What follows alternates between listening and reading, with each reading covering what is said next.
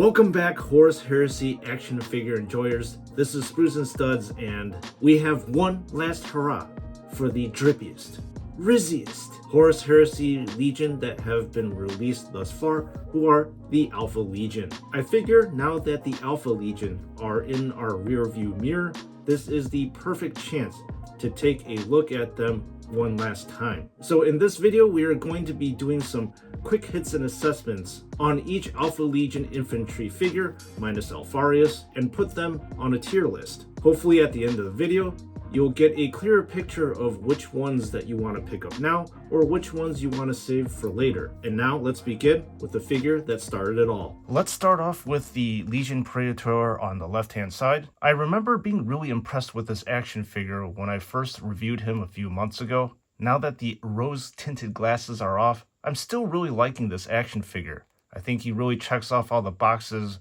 of what it means to look and be in the Alpha Legion. The things that my eyes are still drawn to is this impressive scale armor that can be found on this chest, as well as the shin region. Although I would have loved if this figure had a little bit more scales, especially on this right shin area. The electric blue Hydra on the pauldron is an impressive color and equally impressive to look at. Finally, this Death Knight type helmet is a superb choice. Due to all of the above reasons, I think that this action figure deserves to be on the D tier. And next we have Armillus Dynat. So this Hero Master is the only Alpha Legion that sports a bare-headed action figure, which is a departure from the rest of the other Alpha Legion releases. This then makes him look very unique and very desirable, in my opinion. I really like the stoic look on his face, coupled with the Hydra tattoo that hangs around his right eye. His scale armor is even more ornate and complicated looking compared to the Legion Praetor, and the scales have an even tighter design. I believe he's the only one that has this unique looking Alpha Legion symbol that he's rocking on his right pauldron, which is ultra intricate. I also like how the torso is decorative, forming the tri-headed Hydra that defines the whole entire chapter. Not to mention the gunmetal accents perfectly segment the armor to its respective areas and truly makes this figure stand out amongst the turquoise crowd. Due to these reasons, I believe this figure strongly sits in the A tier. Now, the Saboteur Consul takes the Death Knight helmet concept and really amps up the ante. The reason why I say this is because the red lenses combined with the angle of the gunmetal accents truly makes this action figure evil looking, which is fantastic. I suppose that the rest of the figure drops off for me slightly because there are a lot of black spots that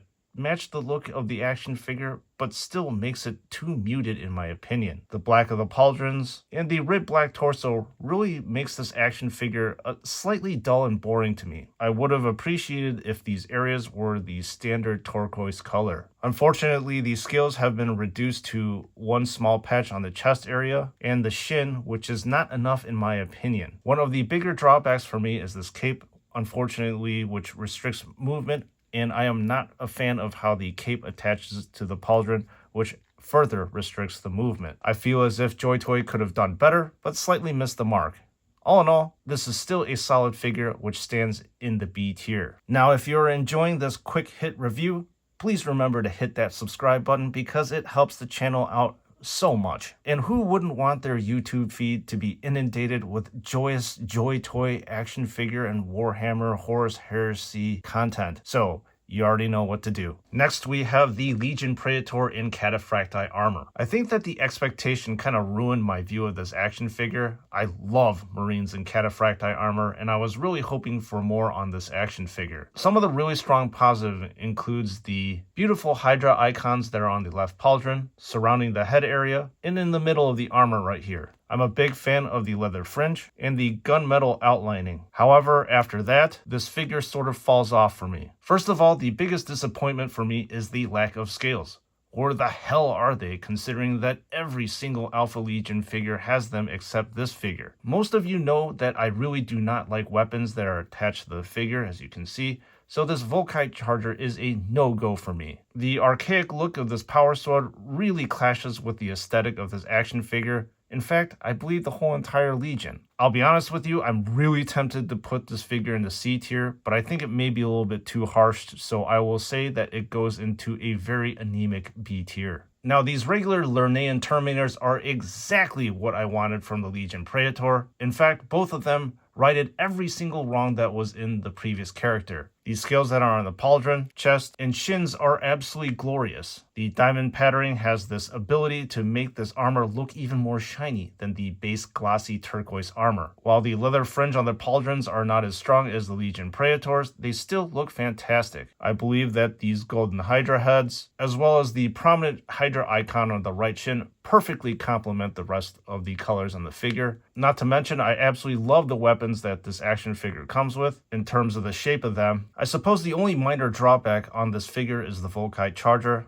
I really don't like the gunmetal and gold color, as this makes the weapon look basic and rather boring, but I'm nitpicking on a solid action figure. The Terminator with the conversion beam cannon sadly is completely the same as this one right here, minus the beam cannon. I would have appreciated if this Terminator had some small variations. Regardless, I strongly believe that these figures stand robustly at a solid A tier with the Hero Master. Alright, with the Exodus, I think I drew a little bit of controversy with my assessment during the initial review. However, now that I look upon it, I will stand by parts of what I said and perhaps recant a few things that I said about the figure, but that still does not change my thoughts on this action figure. So first of all, let's talk about the drawbacks of the figure. The thing that people picked on the most was this cape and how it attaches to the figure. I am in agreement with you that these bread loaves that are on his pauldron is not a good look and destroys the aesthetics of the action figure. I think that JoyToy could have done a better job of how to attach the cape, and a lot of you complained about how he was not able to grip the sniper rifle correctly.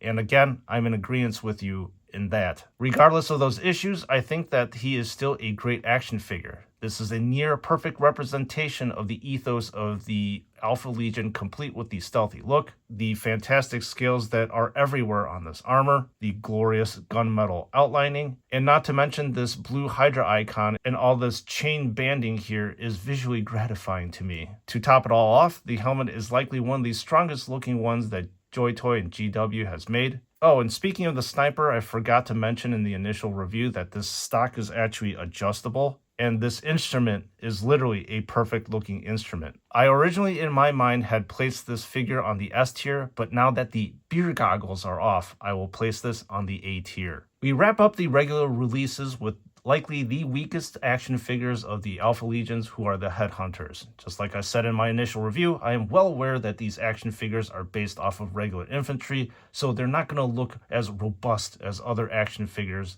because the ones that we reviewed are all characters. Anyways, let's start off with the positives. The scale armor on the chest is extremely impressive with the tight knit of the diamond weave. The Hydra icon looks like the Hydra is being sucked into a maelstrom and is a strong looking decoration. Sadly, the rest of the action figure sort of takes a nosedive from that point on. When you look at the rest of the armor, it looks like a bland sea of turquoise, which is sort of a bore to look at. One of the biggest reasons why the rest of the figures were so successful is the usage of gunmetal outlining to differentiate different areas, and these Headhunters have none of that. So sadly, I have to put these figures on the C tier. However, I do not want to end this video on a sour note because we have the last figure to review, which is my interpretation of a Legion Praetor and Cataphractii armor. I built this action figure by combining the best parts of the Legion Praetor as well as the regular Lernean Terminator. I also repainted the regular Lernean Terminator's Volkite charger to what I believe is the perfect color combination. Then I shaded the Hydra icon on the right shin, as well as shaded the gold tassel ends. I believe that I fixed the biggest issue with the Legion Praetor,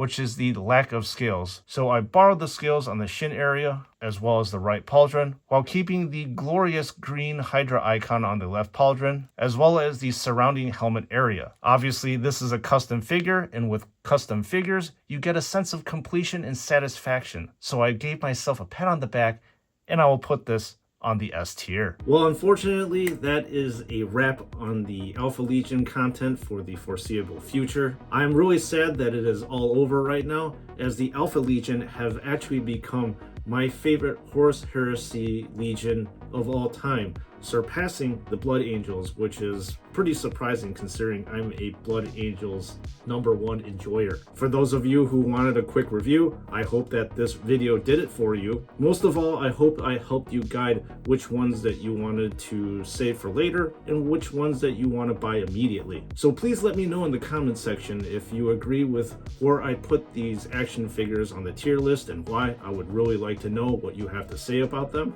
All in all, I would recommend every single one of the Alpha Legion action figures, minus the headhunters, unless if you are going to be building some sort of Alpha Legion army. And I want you to know that every single one of these action figures are available at David Toys. Just click in the link in the description below, or you will be brought to their website. As I said before thousands of times, they have fast, free shipping, and since they have most of these figures in their US warehouses, that means it arrives to your doorstep much quicker. And if you could do me a favor when you check out, please make sure to use my affiliate code SNS to receive 12% off on your purchase. And with that being said, as usual, thank you so much for your utmost support. I appreciate every single one of your views, likes, and subscribes, as they help the channel out so much. And lately with the Angron video, I've been inundated with so much positive comments.